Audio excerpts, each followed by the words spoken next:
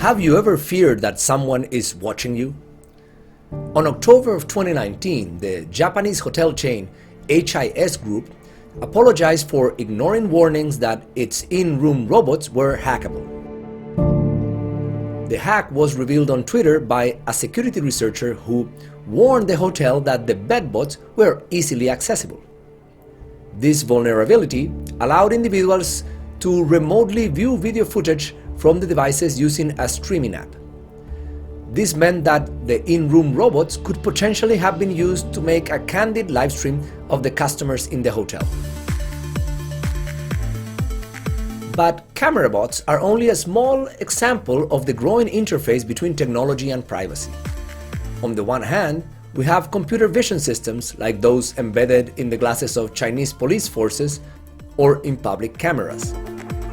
On the other hand, we have digital records like those collected by hospitals, insurance providers, search engines, social media platforms, online retailers, mobile phone companies, and voice assistants.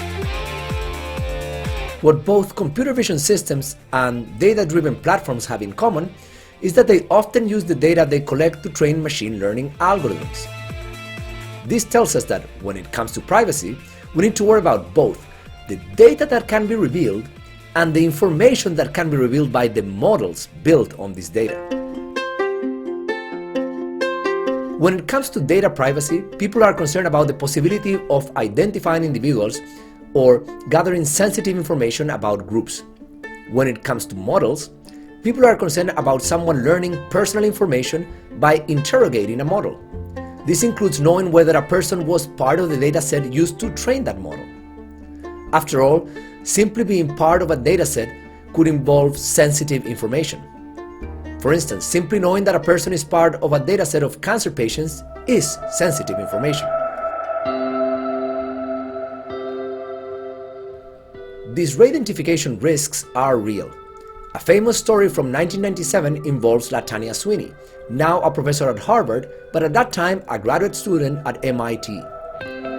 Sweeney was able to re-identify the medical records of Massachusetts Governor William Weld by using publicly available information in an anonymized dataset released by the state's Group Insurance Commission.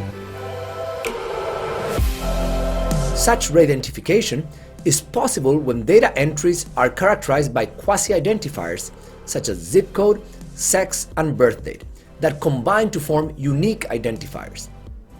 Yet, quasi-identifiers can also emerge spontaneously from data that has been stripped of any individual characteristic. Consider mobile phone traces. In 2013, a study using mobile phone records found that in a dataset where the location of an individual is specified hourly and with a spatial resolution equal to the carrier's antennas, 4 spatiotemporal points are enough to uniquely identify 95% of the individuals.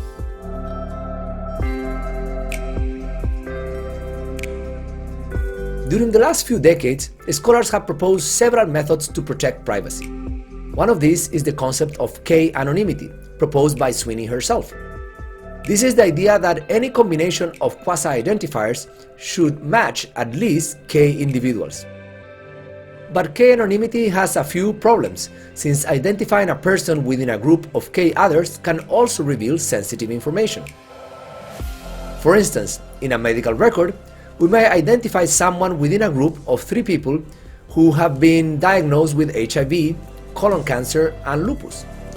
Knowing that a person has any of these 3 conditions constitutes sensitive information. In a recent example of failed anonymization, a fitness company called Strava released an aggregate data visualization of the jogging routes of the users of its fitness app. Inadvertently, they released information about the location of military bases in Afghanistan.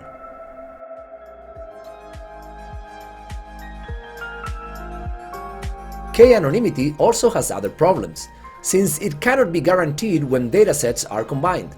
For instance, a person that has been to 2 hospitals that released K-anonymous data could be identified by combining these datasets. These limitations have inspired people to think more creatively about privacy. After all, when we think of attacks on datasets protected by k-anonymity, we're thinking about the inferences that a person can make from that data. Hence, it is reasonable to think of privacy in terms not only of data, but also of the inferences that we can make from models built on such data. This idea moved the field forward to another data protection approach known as differential privacy.